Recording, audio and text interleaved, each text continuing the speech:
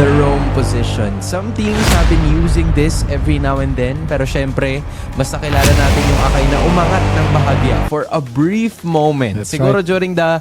during the Asian Games. Pagkatapos nun, hindi na talaga masyado since there's been a rise in the Assassins as of late. That's right. At we are now heading into the game as well.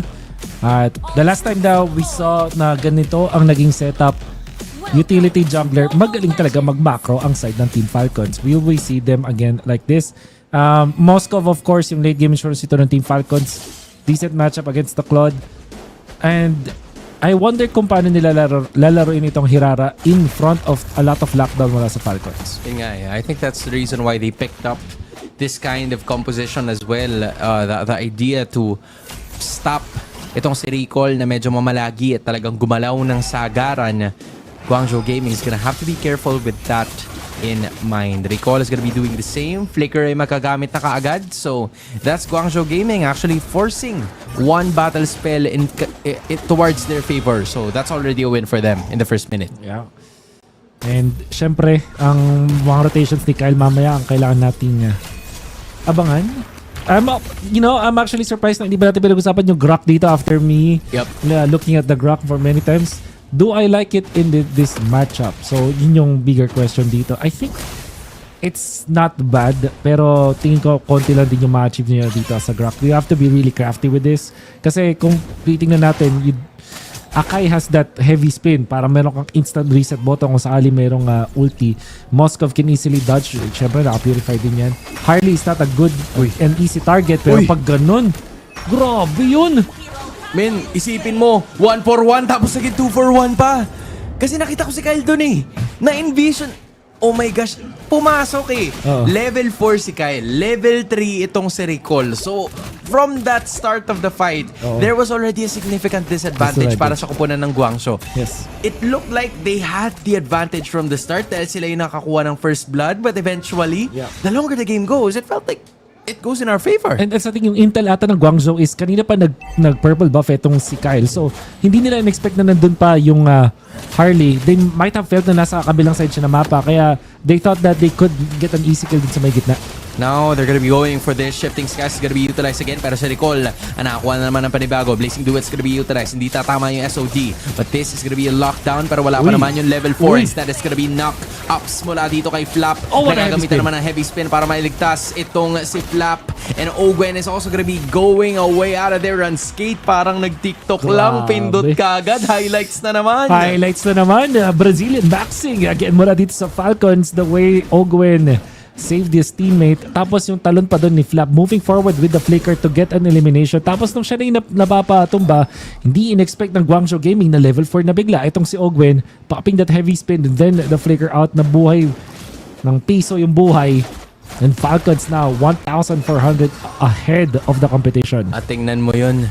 Nadamay pa. Patay yung purple buff nitong si Recall. So mas lalayo pa lalo yung kalamangan nitong si Kyle. Although, when you look at it, parehas level 6 ang dalawang junglers na ito. So, at some point, or kahit papano, nakakabawi naman in terms of the farm itong si Recall. Pero ang Team Falcons, they're holding on to this. Ogwen seems like nagagamit niya talaga yung kits at very well-mannered yung trigger discipline niya dito, using the heavy spin at perfect times, or really when it matters the most. Going for this Pakito on the top lane na hindi pa natin masyado nakikita sa action. 0-0 and 0 at 3 minutes and 47 seconds. Kung nanonood dito si Wombi ngayon, medyo sumasakit na yung mata niya. Nakuha naman ni Super Marco. Yeah, we all know now, if you have to play the Pakito, you really have to take advantage of that hero.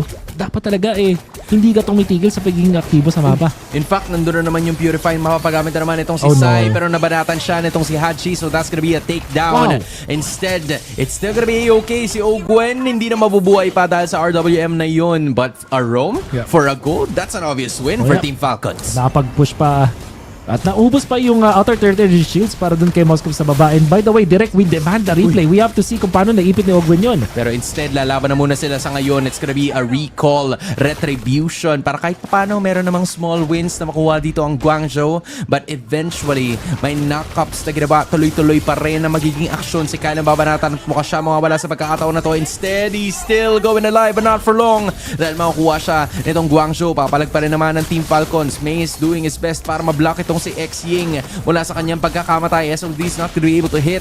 It would have been big kung sakali na tumama yon. Si Ogwen medyo naipit at lalaban pa rin sila ng tuloy-tuloy. Pero hindi na nila mahahabol ang Dragon Warrior as Guangzhou will be unable to take the roamer down. Guangzhou just not having the right pieces up against Team Falcons na nakakakuha ng tempo sa laban na to. Napapareak lang yung Guangzhou Gaming at sila yung napapagamit ng mga spells sila ng hindi maganda. Although they are getting the retributions on the turtle, which is a plus side para dito sa Guangzhou Gaming. But apart from that, they're not winning the teamfights because they don't have the proper pieces doon sa mga teamfights. I still have to look at this Pakito. Kailangan na talaga nila mag-activate. Lalong-lalo ngayon, meron ng Hunter Strike yan. They should not stop utilizing this Pakito now. Atol, medyo malamig pa. Medyo malamig pa yung SOD dito ni Super Marco. Sure, tinamaan niyo yung gold crab. Dahil doon ay lumamang siya ng bahagya in terms of gold. Pero sa malawakan, malayuan ng mga SODs, hindi pa talaga tumatama yun completely. So, it could change this, it could change up some things in the future. Baka nga mas lumaki palalo yung kalamangan nila. Aside from this 1.5k na hawak-hawak nila sa ngayon. But I would say that they're in a pretty good spot. But as I say that, si Haji na naman ang kanilang mamataan. Pero majority of the ultimates have already been used. Kaya magbabakaway ang Guangzhou Gaming na wala sila na pala. Ito ora nakapiglas doon sa mga talon ulit ng Guangzhou Gaming. They will now start into the turtle at may nag-notify sa akin dito. Shoutouts kay Tio Ignacio na nanonood ngayon. Oy, oo nga. The best ka talaga, mamin. Shoutout sa'yo. Tsaka may nagpapa-shoutout din pala si Denise Baldesancho tsaka yung Clared family. Kung sino man kayo, mabuhay kayong lahat. Minabati ko si D-Nice Valdesancho. Ayan. Shoutout sa'yo. Buhatin mo kami. Buhatin mo kami. Ikaw nang bahala sa amin. Okay? Kasi nandito na rin naman tayo. Speaking of nandito na sila sa may bandang pagong. Si Ogwen continuously just showing himself every now and then. Pero may napili na siyang bunot. At ang bunot ay walang iba kundi ito si May. Pero mabubuhay pa naman siya. At yung retry makukuha na naman ng Guangzhou Gaming. Flap ay dito pulasan na naman ng mga members ng Team Falcons. Instead, it's gonna be an AOK team fight para sa kupunan ng Guangzhou. It's a 1-for-none na may kasama pang major objective. Great usage of their utilities and their numbers. Guangzhou Gaming overwhelming Falcons at nakakawa sila ng 3 turtle all throughout this early game. However, lamang pa rin naman ang Team Falcons. We cannot deny the fact that Guangzhou Gaming has great box setups. Kung isipin natin, meron sila itong Eve, meron sila itong Grok, and then Nahirara on top of it. Tapos meron manlilikod na isang Pakito that could be followed up by the Claude. Whether or not harap yung pupuntahan dito ng Claude or din sa may likod, it's not gonna be up them. So if you think about it, Guangzhou Gaming has the traditional box setup. Whereas for Falcons, kapag na-pop nila agad dito yung heavy spin, and if Flap is not able to find the Eve into the backside, it's not always going to be good for them. So Falcons medyo pang dive yung kanilang comp na medyo disperse, pang assassinate. They're gonna be waiting for Super Marco na magkaroon pa ng mga team fights. But Guangzhou Gaming, if they feel naman nila na humihina yung Falcons sa ngayon, pwede nilang diinan yung kanilang team fighting. Yep, and as of this moment, they're just trying to find some more control pagdating sa labas ng ating mapa. We see recall na nandito sa taas. Majority of the Team Falcons members ay nasa ibaba naman because they know na yung spawn ng Lord ay nasa itaas and they would want to prioritize taking a turret down or maybe even more sa tulong ng mga minion waves na kanilang pinanghahawakan sa ngayon. Pero ang sagot naman ng Guangzhou ay kahit papano, makakuha na naman ng panibagong torres sa taas para maitablang sitwasyon bago yung simula ng susunod na major objective. Binabati ko pala si Victor Tan Kabuhay. Yan. Bossing Vic, buhay na buhay kay Victor Tan Kabuhay. At syempre, the one and the only Boss Lonitsky. Yan. Mabuhay po kayong lahat. Mabuhay ka dyan, Boss Lon. Boss Lon, mukhang busy kayo Mukhang busy kayo No? Parang medyo maraming time medyo maraming time, Boss Lon. Pero appreciate you. Maraming salamat. Tambay na naman kayo dito kasi tatambay din kami. Kagaya ng mga ginagawa ng Team Falcons members sa kanila watch party na nandun sa Match Point Sports Bar. Ang dami ko na naman sinabi pero wala pa namang clash. Wala pa naman. Pero ito no. That's ba? the Demon Hunter Sword. Pang ilang item na to ni Super Marco, we need to see. Dapat pangatlo Sana na ipakita. yan. Kung pangatlo at 9 minutes and 14 seconds, Joke lang, pangalawa lang. bilis yun. Masyadong mabilis yata Halimaw yun. Pero yun. ito, men, binilisan talaga nila completely. Modi, bumalik ka pa kasi. Ayun lang. Nakaalis ka na eh. Okay Oh na eh. no. That's the first death on this Pakito na wala sa Lord fight. Massive -1 mula sa Falcons. Men, itutuloy-tuloy na talaga nila to. Si Ogwen, hindi pa niya nagagamit yung heavy spin ngayon pa lang. Tapos napunta rin nila yung dalawa para sa mababanatan ay wala iba kundi si Ricol kasi pumasok na naman siya doon sa naghahasik na lagim na Beyblade. Super Marco's gonna be joining on the party as well. Hinahabol niya itong si May. Binabato niya yung bato. Pinapana niya yung bato. Ayaw tumigil ng bato. Ayaw mamatay ng bato. And finally, nawala na yung bato. At nakuha din nila yung Lord. Sinama pa ni Kyle yun sa panalo ng Team Falcons. Angat na naman sa 3,000 ang kanilang lamang sa ngayon. Great usage of their advantage mula sa Falcons. Lalo na hindi pa pala ginamit yung heavy spin on that takeoff and the Pakito. Dahil meant na sobrang layo ng Guangzhou Gaming dun sa may Lord fight. Although matalas ang retribution nitong si Recall, hindi man lang siya nakalapit. At nung nag-attempt ka siya, lumapit doon, na-burst out agad siya. We can see that through this replay. They try to position themselves into that Lord area. Nakita natin dito yung heavy spin at tumalon, dumash pa itong si Recall dun mismo sa umiikot na Akay. Kaya naman talagang nabigyan pa siya doon. Mistakes and as well as good positioning. Mistakes from Guangzhou and good positioning and usage of their abilities mula dito sa side ng Team Falcons. I mean, nag-gets ko siya eh. Mapapahinga ka na lang talaga ng malalim eh. Kasi yung mga ganong klase ng errors, medyo grave talaga yan. Lalo na pag Pilipinas ang kalaban mo. A team, a nation, a country that can definitely punish yung mga ganong klase ng mga mistakes na hindi mo talaga po pwedeng palagpasin as Team Falcons now leading 5K pagdating sa kanilang kalamangan in terms of goal. Nag-invol na naman si Recall pero magbaback away siya using the dashes as well. Kung sila gagamitin, ito na yata yung susunod na siege. Walang tatamaan yung shifting skies. Instead, it's gonna be some knockups. May iwan itong si Ogwen pero wala na naman nakatay sa kanila. Instead, si X-Ying nag-flicker na lang. May hinihiling siyang hahabulin pero wala pa rin pala. It's now gonna be 2 heroes down for the price of 1 kontra dito sa Team Falcons. Naman yung SOD. Tumama na naman kay Modi yung mga pana. Si May ay malalatagan din naman ng damage pero wala pa rin mamamatay sa kanila. Instead, may pagpalag na gagawin itong si Modi. Sabi niya si Ryu ako pero siya ang na-Shoryuken pabalik. At siya rin naman tatakbo pabalik dito pero hindi na siya papapalikin pa ng mga kidlat na nanggagaling kay Haji. Super Marco with the clutch purify, of course, na kanina pa niya hindi nagagamit. Dahil this is the only time na nakita natin Pakito na gumawa ng isang heads up play but that was duly punished by Falcons. And now what can they do? They can defend though. Kasi 12 minutes pa lang naman. And they do have the resources to utilize to counteract itong Falcons push. But that means that the Moskov is 9.7k, 8.3 lang yung kanyang katapat. Wind of Nature now available para dito sa ating Moskov. That means na hindi basta-basta makakatulong dito ang ating Claude. And you can see through the replay paano nila na-counter. Uy, paano nila nga naman napatay? Nakidlatan! Nakidlatan eh. It's super effective. It's super effective. Water type?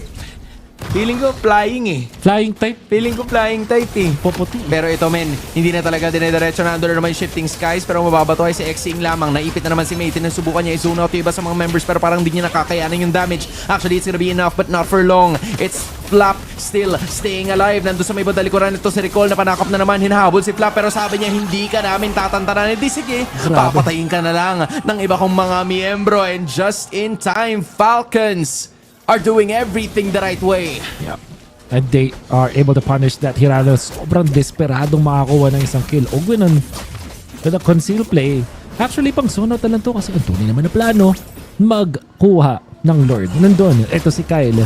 Slowly taking out the Lord. This time, Ogwen just catching and try to look for anyone dito sa may ginawa na pwede nilang i-punish but Falcons have gotten the free Lord because of that. Again, major props sa Team Falcons Philippines. They are very much aware of their timing. Yung kaninang 3,000 1.5k na hindi natin inaasahan or masasabi natin na medyo dikit pa. Ngayon, umangat na sa halos 9,000 in just 14 minutes of action. This is how you know na talagang medyo nalulugi na itong Guangzhou. Si Modi ay talaga malatatagan na naman. Ginamitan na nga ng SOD pero si May ay nandun para makaantay at makaalalay. So now, Team Falcons looking for the siege. Slow yung sa may bottom. Ay, pero dangerous grass to. So nakahanap si Kyle ng isang angulo. Baka hindi expect. Baka mabigla. Aware kaya si Recall? Parang hindi niya nahahayaan na maging aware pa siya lalo because that is gonna be an inhibitor finally taken down. Si Ogwen is gonna be feeling the damage pero may immortality pa rin naman siya, and this is just the use of that Lord. One inhibitor is more than enough kasi sa taas naman yung spawn nung Lord. I think the same is gonna be said pagdating dito pero parang papalag para yata yung iba sa mga members dito ng GUANGZHOU, but Ogwen, even with an immortality, doesn't want that wasted kaya magbaback away na lang siya. Are gonna be eliminating that factor sa may bottom lane, and with all due fairness, GUANGZHOU Gaming hangs on that Lord fight or Lord push, I mean, mula sa Falcons at bottom lane yung ginapatumba. So, all things considered, GUANGZHOU Gaming are still in this game. Paano nga ba sila makakabawi? We know for sure na merong modifications sa Claude at nerf siya, quote-unquote, pero mas maganda na yung scaling para sa Claude. So, at 18 minutes, up against this Moscow, kayang-kaya pumalag kung lock item sila parehas. GUANGZHOU Gaming, yan yung hinahanap nila. Oo, kailangan din nila mag-aware doon sa torre na nasa bandang itaas. Si Mei, mahahanap si Ogwen. Si Ogwen do, medyo nararamdaman niya na yung damage output na talaga binibitawan nila. Si Flap is gonna be doing the same, popping the Immos as well. Doon naman yung shifting skies. Kyle nasa may bandang kaliwa ng laban para bumakbak at lumaban ng patuloy-tuloy. Pero si Hirara hindi na yata mabubuhay pa, and same could be said para kay Sai and Mei. And Xing is the only player left para sa GUANGZHOU Gaming. What a solid, dominant start para sa Team Falcons. They were just waiting for their time all along. And the timing was perfect. Ogwen, akala mo nagpapatiwakal na lang siya doon, pero meron pala siyang immortality sa boy. Denive pa. Grabe! Team of Falcons are on the fire at ang daming